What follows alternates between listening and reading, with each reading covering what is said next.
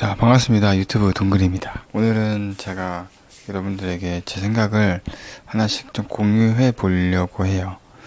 얼마 전에 이런 코로나 사피엔스라고 하는 책을 선물을 받아서 이 책을 이제 읽어봤는데 너무 재밌어가지고 몇 시간 만에 책을 다 보게 됐습니다. 그래서 이 책을 기반으로 해서 저는 이 코로나19가 원물교도 좀 생각을 좀 다르게 좀 해봐야 되지 않을까 하는 생각이 들어가지고 어머니 저희도 개인적인 생각이긴 하겠지만 첫 번째에 대한 부분은 이 디지털 플랫폼 시대, 이런 시대에서 교당의 모습은 어떻게 돼야 될까 하는 얘기예요. 우리나라 사람들은 그렇게 지금 그렇게 비극적으로 보이진 않은 것 같아요.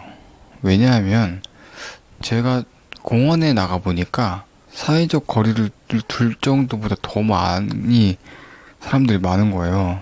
그래서 어떻게 할 수가 없었어요. 근데 그런 분들이 코로나19에 걸리거나 혹은 내 주변의 사람들이 걸려서 힘들어하는 모습을 보거나 너무 심각하게도 사망을 하는 분을 보게 되면 지금 더 조심할 것 같긴 해요. 이 집단 감염이 많이 발생하고 있고 종교도 마찬가지죠. 과거의 신천지의 부분이나 최근에 나오는 인천의 어떤 교회 그런 부분들 안타깝죠. 그래서 정부에서 종교 모임은 자제해달라 이런 이야기를 계속하고 있고 그 외에도 뭐 종교뿐 아니라 모이는 곳은 웬만하면 가지 말라라는 얘기를 하죠. 그러다 보니까 이 종교 특히 우리 원불교가 어떻게 해야 되지? 이제 법회를 봐야 되는데 어떻게 해야 되지? 이런 생각을 하게 되는 거죠. 과연 이 라이브를 통해서 법회를 보는 것만이 최선의 방법인가? 라는 생각을 요즘 많이 하게 됩니다.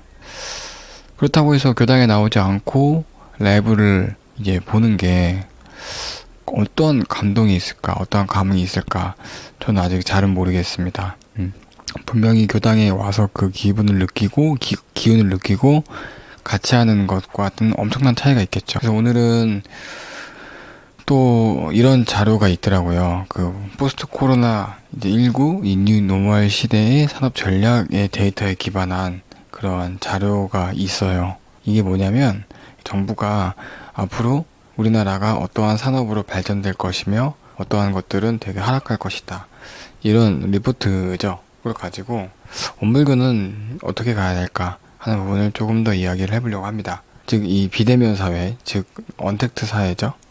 그런 언택트 하는 비즈니스의 온라인 서비스가 계속 끊임없이 나올 거라고 이야기를 해요. 지금 시대도 디지털 시대가 엄청 빠르게 발전하고 있는데 코로나19로 인해서 그 몇 배 이상 더 빨리 온다는 거죠. 엄청나게 힘들 것 같아요. 과부하가 걸릴 수도 있고 특히나 어른들은 디지털 이 시대를 잘 모르신다고 생각을 하는데 유튜브도 잘 모르는 분들도 계시잖아요. 그런데 세상이 더 빨리 변하면 저는 그런 전반적인 것보다는 몇 가지 이 종교 특히 원불교에서 꼭 봐야 되는 부분이 뭔가를 계속 밑줄 치면서 봤어요.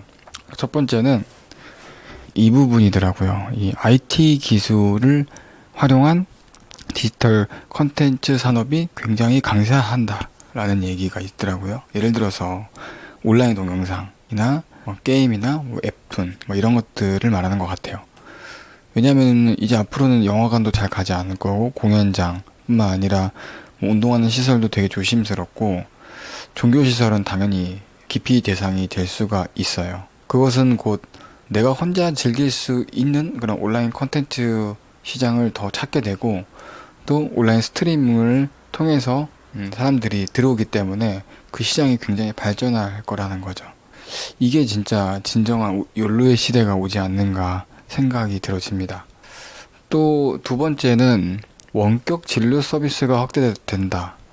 스마트 헬스케어나 뭐 그런 산업들이 성장한다고 이야기를 하더라고요. 이미 우리가 알고 있는 뭐 세계적으로 유명한 원격 시장, 뭐 온라인 교육 시장 많이 있죠. 예를 들어서 교육 쪽으로는 뭐 에듀테크 같은 것들을 말한대요. 그런 것들은 지금 이미 2배 이상의 성장을 했어요. 그리고 두 배는 사실 너무 빠른 거죠. 또 화상회의, 뭐 줌인 이런 거 있잖아요. 다 쓰시잖아요. 조금 말도 좀 많고 했던 프로그램이라고 저는 생각을 했는데 그래도 어쩔 수 없이 다 하고 있어요. 그래서 이것도 2배 이상 성장을 했다고 합니다. 그래서 그러니까 이 부분이 우리는 지도하는 입장과 이제 가르침을 받는 입장에서의 관계가 정확하잖아요. 함께 공부하는 거긴 하지만. 근데 이 스마트한 지도 케어 시스템이 필요하다고 생각을 하는 거죠. 우리도 충분히 이런 화상이나 원격 이런 것들을 통해서 공부를 함께 할 수 있는 그런 프로그램들을 만들어내야 된다고 생각을 하는 거예요. 세 번째는요, 이제 시장이라는 걸 얘기하는데, 이제 시장이라는 것은 오프라인이라고 하는 그 마켓 시장이 아니라 이제 온라인에서만 진행을 계속 될 거라고 해요. 근데 이 말은 즉슨 이미 많은 힘든 자영업자들, 소상공인들이 힘드시죠. 그런 분들은 온라인 쪽으로는 약세잖아요. 왜냐하면은 이 대기업이라고 하는 우리의 그 온라인 마켓이 있잖아요. 거기선 이미 지금 HMR이라고 하는 그런 프로그램 그 시스템을 엄청 발전시키고 있어요. 이게 뭐냐면 저도 시켜 먹는데 밀키트 있잖아요. 음식 같은 거 혼자서도 내가 만들어서 먹을 수 있도록 그냥 딱 정확히 딱 나오는 거잖아요. 키트, 음식 키트를 말하는 거죠.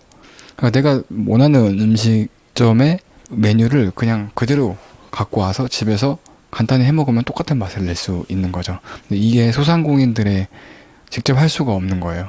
그래서 대기업들이 이제 밀키트 사업을 계속 만들어내는 것 같아요. 그런데 의아한 게 있어요. 이 소상공인들은 이 디지털로 전환하려고 하는 희망이 되게 적대요. 사실 그들이 하면은 더 빠른 거고 그들이 하면 더 좋은 일인데 그들은 전혀 의사가 없다. 이 퍼센테이지가 81%라고 해요. 좀 어렵죠. 근데 하고 싶다 하는 부분이 9% 정도 된다고 합니다. 당연히 바뀌겠죠. 하지만 저는 이 디지털로의 전환을 하는 것에 대한 두려움과 걱정, 그리고 하지 못한다고 하는 그런 생각들이 너무 많은 거죠. 81%는. 저는 원불교도 디지털에 전환한다. 이 부분을 의사가 없다가 81%가 아닌가 하는 생각이 좀 들어져요. 자, 여기까지가 이제 산업 전략에 대한 부분을 제가 몇 가지 추려서 이야기해 드린 거고,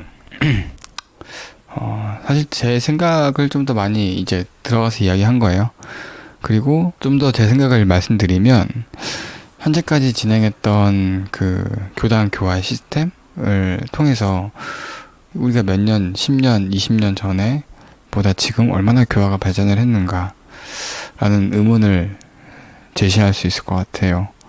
저는 잘 모르겠다라고 생각을 합니다. 왜냐하면 제가 20년 전에는 제가 어린이 법회를 나갔을 거 아니에요? 아니다. 학생 법회 나갔겠네요. 그때랑 지금과 그렇게 큰 차이가 많이는 없다고 생각합니다. 그래서 대종사님께서 지금 현재 이 상황에 계신다면 아마 우리 혈인 기도, 법인 기도처럼 기도를 하셨겠죠. 하지만 기도를 올리시고 나서 어떤 말을 하셨을까? 어떻게 해야 된다라고 우리에게 지도를 해주셨을까?